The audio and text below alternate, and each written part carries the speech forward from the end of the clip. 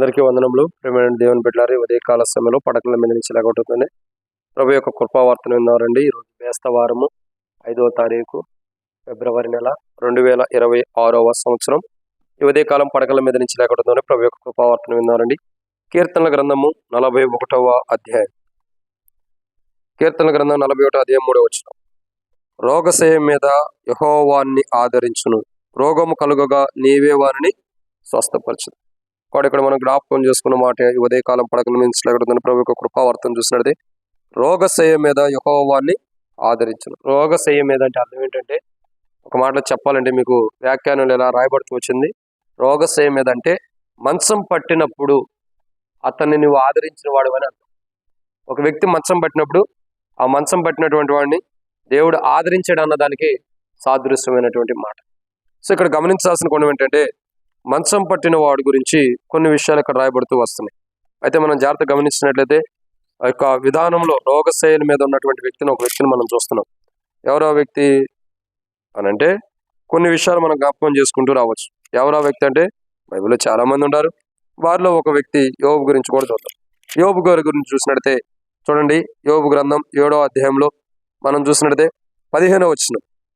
కావున నేను ఉరి తీయబడవలని కోరుచున్నారు, ఈ నా ఎముకలన్నీ చూచటం వలన మరణం నొందుట నాకు ఇష్టము, అవి నాకు అసహ్యములు. 16వ వచనం. నిత్యం బ్రతుకుట నాకు ఇష్టం లేదు, నా దినములు ఊపిరిలో ఉన్నాయి, నా జోలికి రావద్దు. ఎవరంటున్నారు ఈ మాట?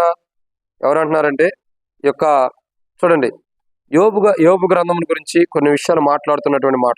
12వ వచనం చివరిలో, నీవెందుకు నా మీద కావలించదవు, నా మంచము నాకు ఆదరణనిచ్చును.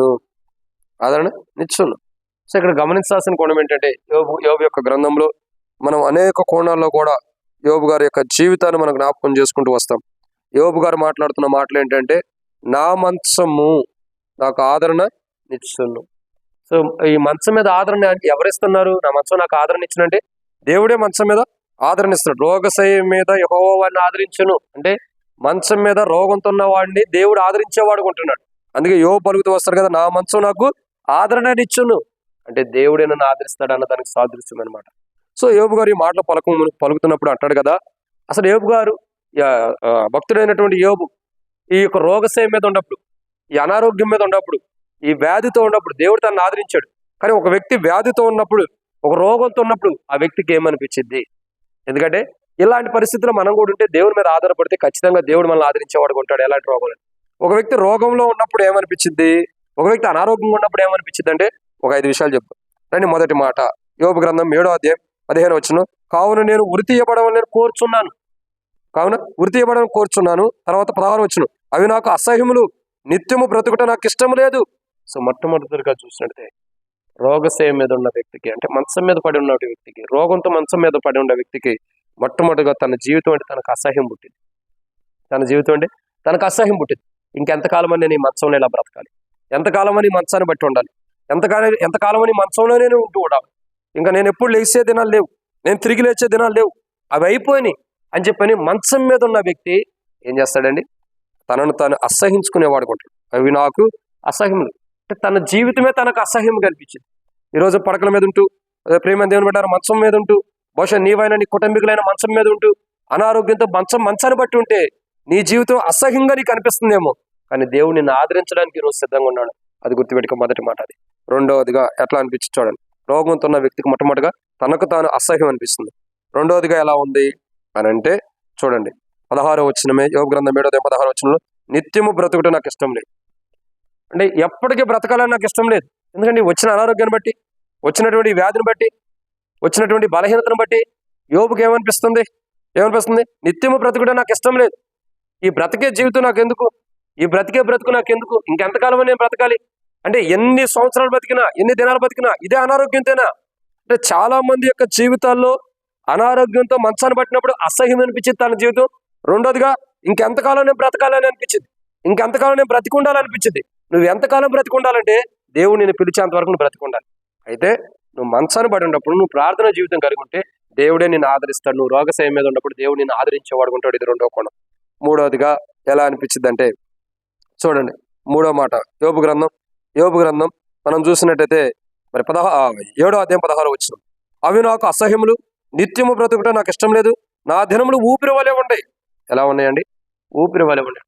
తన దినములు చూడగా, తన రోజులు చూడగా ఊపిరిలాగా ఉన్నాడు. ఊపిరి ఆగిపోతే తన దినములు ఆగిపోయేటట్టుండి, ఊపిరి పీల్చుకుంటేనే ఆ దినములు కొనసాగేటట్టుండి. అలాంటి పరిస్థితిలో యోబు ఇంటూ వస్తున్నాడు. రోగశయ్యం మీద ఉన్న వ్యక్తి, అంటే మంచం మీద రోగంతో ఉన్నటువంటి వ్యక్తిని దేవుడు ఆదరించేవాడుకుంటాడు. మంచం మీద రోగంతో ఉన్న వ్యక్తి ఏమనుకుంటాడు? తన జీవితం తనకు అసహ్యంగా అనిపించింది, ఇంకా తాను ఎంతకాలం బ్రతకాలనిపించింది, ఇంకేమనిపించింది? ఆ దినములు నాకు ఊపిరి వలె ఉన్నాయి, ఎప్పుడు బ్రతుకుతాను ఎప్పుడు పోతానో తెలియదు అన్నట్టు ఉంటుంది. ఏ క్షణం వరకు బతుకుతానో కూడా తెలియదు అన్నటువంటి ఆలోచన కలిగి ఉంటాడు. ఏ క్షణం వరకు నేను బ్రతుకుంటానో తెలియదు అన్నట్టుగా ఉంటాడు. కానీ ఇలాంటి వ్యక్తుల్ని, ఇలాంటి జీవితం కలిగిన వారు, ఇలా పరిస్థితుల్లో నేను ఎప్పటి వరకు ఉంటారో తెలియదు అనుకున్నటువంటి అనారోగ్యంతో మంచాన పడిన వారిని ఆయన ఆదరించడానికి ఈరోజు సిద్ధంగా ఉన్నాడు. ఇది 3వ కోణం. ఇక 4వ కోణం చూసినట్టే యోబు గ్రంథము 7వ అధ్యాయం 15వ వచనం. కావున నేను ఉరి తీయబడవాలని కోరుచున్నాను. ఏమంటాడండి? నేను ఉరి తీయబడవాలని కోరుచున్నాను. ఎంత దారుణమైన మాట చూడండి. నేను ఉరి తీయబడాలని కోరుచున్నాను. నేను బ్రతికుండడానికి నాకు ఇష్టం లేదు, నేను బ్రతికుండాలన్న ఆలోచన నాకు లేదు, నేను చనిపోవటమే నాకు మంచిది అనిపిస్తుంది. నన్ను ఎవరైనా ఉరి తీయాలి అని నేను ఆశపడుతున్నా. ఎందుకు ఆశపడుతున్నాడు? ఒక్కోసారి అనుకుంటాం, ఎవరో ఒకరు నన్ను చంపేస్తే మంచిదే అని అనుకుంటాం. ఎవరో నిన్ను చంపాల్సినంత అవసరం లేదు. ఎందుకంటే నువ్వు చనిపోవాల్సినంత అవసరం కూడా లేదు. ఒకటి వచ్చి నిన్ను చంపాల్సినంత అవసరం ఏంటి? నేను దేవుడు నిన్ను ఆదరించి నేను బలపరచాలని ఇష్టపడుతున్నాను. హిజ్కియా మరణకరమైన రోగంతో ఉన్నప్పుడు దేవుడు ఆదరించలేదా? మరణకరమైన రోగంతో హిజ్కియాను ఆదరించిన దేవుడు నిన్ను ఆదరించలేడా? రోగశయ మీద ఉన్న నీవు, మరణకరమైన రోగంతో ఉన్న నీవు, మంచాన్ని బట్టి నిన్ను దేవుడు ఆదరించలేడా? ఖచ్చితంగా ఆదరిస్తాడు. కానీ పరీక్షలు దేవుని వైపు చూడాలి. ఇది 4వ కోణం. కాబట్టి రోగశయ మీద ఉన్నవాడు మొట్టమొదటిగా తను అసహించుకుంటాడు. తన బ్రతుకుట తనకి ఇష్టం ఉండదు. తన ఊపిరి ఎప్పుడు ఆగిపోద్దని ఎదురు చూస్తాడు. ఎందుకంటే అంత బాధతో ఉంటాడు, భయంతో ఉంటాడు. 4, అతడు ఉరి తీయబడాలని కోరుకుంటాడు, అంటే మరణాన్ని కోరుకుంటాడు ఎప్పటికప్పుడే. 5వదిగా రోగశయ మీద ఉన్న వ్యక్తి ఎలా ఉంటాడు అని అంటే, రండి యోబు గ్రంథము 7వ అధ్యాయం. యోబు గ్రంథం 7వ అధ్యాయం చూడండి 15వ వచనం. కావున నేను ఉరి తీయబడవాలని కోరుచున్నాను. నా ఎముకలను చూచుట కన్నా మరణం నొందుట నాకు ఇష్టం. నా ఎముకలను చూసే కంటే నేను మరణం పొందడానికి నాకు ఇష్టం అనుకుంటాడు. అంటే యోబు యొక్క శరీరం చీకిపోయింది. యోబు దేహంలో ఇంకా ఎముకలు మాత్రమే మిగిలి ఉన్నాయి. ఆ ఎముకలను చూసేదానికంటే నేను మరణం పొందటం మంచిది అనుకుంటాను. ఇక్కడ గమనించాల్సిన కోణం ఏంటంటే, నీ జీవితంలో, నా జీవితాల్లో జీవితం మొత్తం అంత అయిపోయింది అనుకున్నప్పుడు, ఇంకా మనం ఉపయోగం లేదు అనుకున్నప్పుడు, దేవుడు ఖచ్చితంగా నిన్ను ఆదరిస్తాడని గుర్తు. ఆ పరీక్ష నీ ఆశీర్వాదం కొరకే తప్ప నీ కీడు కొరక. నీకు వస్తున్న అనారోగ్యం దేవుడు నిన్ను సరిచేసి సువర్ణ వల్ల తీర్చడానికి తప్ప నష్టానికి కాదు. కానీ యోబు అంటాడు 16వ వచనం చివరిలో, నా జోలికి రావద్దు అంటున్నాడు. నా జోలికి రావద్దు. ఇలాంటి ఆలోచన వస్తుంది. దేవానికి నేను చచ్చిపోతా, నా దగ్గర రావద్దయ్యా. మార్తా కూడా అనేది, అయ్యా నువ్వు ఇక్కడ ఉన్నప్పుడైతే నా సహోదరు బతికేవాడు, ఇంకెందుకు ప్రభా నువ్వు రావటం అనేది.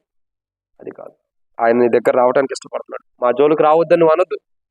నీ ఎముకలు చూసి నువ్వు మరణం పొందాలని ఆలోచన ఉండొద్దు. ఆయన మా జోలికి రావద్దు అని కూడా నువ్వు అనొద్దు.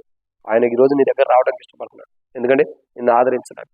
రోగశయ్యతో ఉన్న నువ్వు, అంటే రోగాన్ని బట్టి మంచాన్ని బట్టి నిన్ను, అనారోగ్యాన్ని బట్టి, రోగమును బట్టి, మంచాన్ని బట్టి నిన్ను ఆదరించి నేను లేపుతాను. కానీ నీ జోలికి రావడానికి వస్తున్నాడు, నీ దగ్గరకు రావడానికి వస్తున్నాడు. ప్రభు నా దగ్గరికి రావద్దని నువ్వు అనొద్దు. ఖచ్చితంగా నీ దగ్గరకు వస్తాడు, నేను లేవనెత్తేవాడు.